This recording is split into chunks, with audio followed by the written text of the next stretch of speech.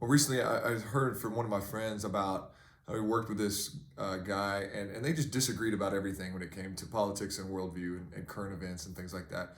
But they was always having these conversations. I think they genuinely liked each other, but just were always sort of disagreeing. And he had this crazy thought of maybe I should like tell him why I believe what I believe, and maybe I should ask him why he believes what he believes. And so they went and hung out socially and um, had a conversation. And he was talking about just how refreshing it was and how good it was and how like they were able to disagree but like be friends and enjoy one another.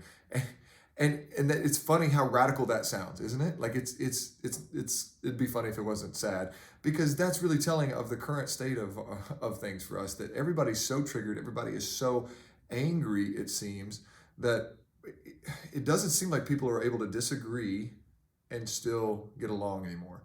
Like I think that used to be a thing. Even politically, you could be from different parties, even be feel pretty strongly about that, but still like hang out and not demonize each other. And so what I want to talk about is how actually, as sad as that state of things is, it actually gives us as Christians an opportunity to be a light in darkness, to be a witness. Because in all honesty, it's pretty simple when we talk about how, oh my gosh, how cool was that he just had a conversation.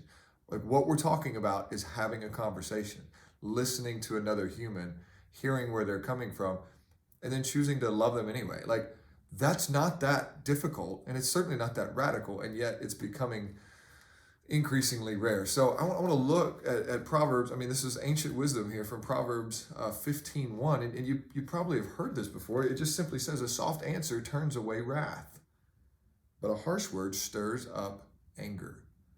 I just think we can all amen that, right?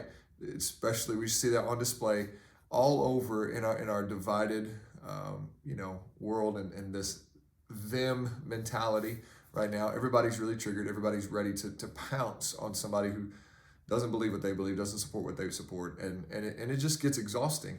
But again, we don't have to be exhausted, and we don't have to participate in that madness. We as Christians can remind ourselves through spiritual disciplines, through setting with God, that our identity doesn't isn't based on our politics, our worldview, or how we think the world should go forward culturally. Our hope isn't in those things either, and so we can have conversations that are nuanced, that are humanizing, and then we can love each other on the other side of that. So this goes on to say in verse 2, the tongue of the wise commends knowledge, but the mouths of fools pour out folly. Okay, the tongue of the wise commends knowledge. So we need to be a people who don't just defend our positions and our politics and our worldview, but rather commend knowledge. That means truth, facts, objective things. We need to be able to receive them. We need to be able to not react, and be triggered by this statement or this sort of loaded word, and instead listen to what is meant and have a conversation and engage with people. We commend knowledge, but the mouths of fools pour out folly. I don't think that even means just misinformation. It just means we just perpetuate the argument. We perpetuate the anger and the tension. It goes on to say in verse 4, a gentle tongue is a tree of life, but perverseness in it breaks the spirit. So having a gentle tongue is a tree of life, but having perverseness in it breaks the spirit. Verse 7 says, the lips of the wise spread knowledge, not so the hearts of fools. We want to be wise people, and we have wisdom, right? Like we've not been given a spirit of fear, but a spirit of power and wisdom and a sound mind. We have the book of Proverbs is wisdom, and it calls out, the spirit of wisdom calls out for us to receive it.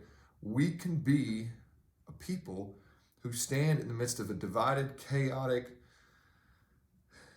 angry, triggered people, and we can stand as reasonable and wise and loving. And it can be transformative. Okay, so this devotional is about transforming the world. And in another day and age, this passage might not have been about transforming the world, right?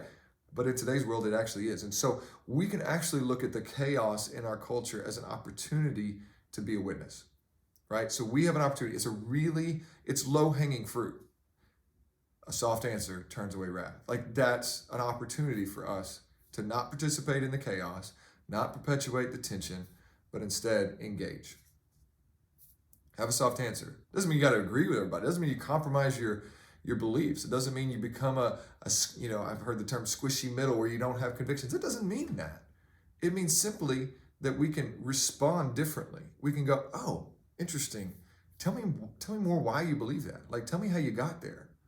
And then I bet most people, not all, there's going to be crazies at the extremes, but most people would be willing to listen to you if you say, well, can I share with you how I got where I am? Can I share with you why I believe what I believe? And you might be able to have a conversation. And this is not just about politics. There's so many issues in our world today that are dividing people just before conversation even starts, to where a lot of people aren't even open to having conversations anymore.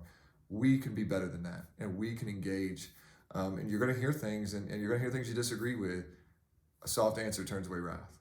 And that's going to cultivate conversation, and that can be used by God in a really glorifying way. Imagine, as we close, imagine you being a witness at work, gym, ball fields, wherever you are, right? What kind of witness would it be if you just had a lot of soft answers, and if you just had a lot of commending knowledge? Don't you think that would lead people to want to know where you get that hope? You don't think that's going to lead people to ask questions or give you opportunities to talk about your church or your Jesus, right? Like, it will.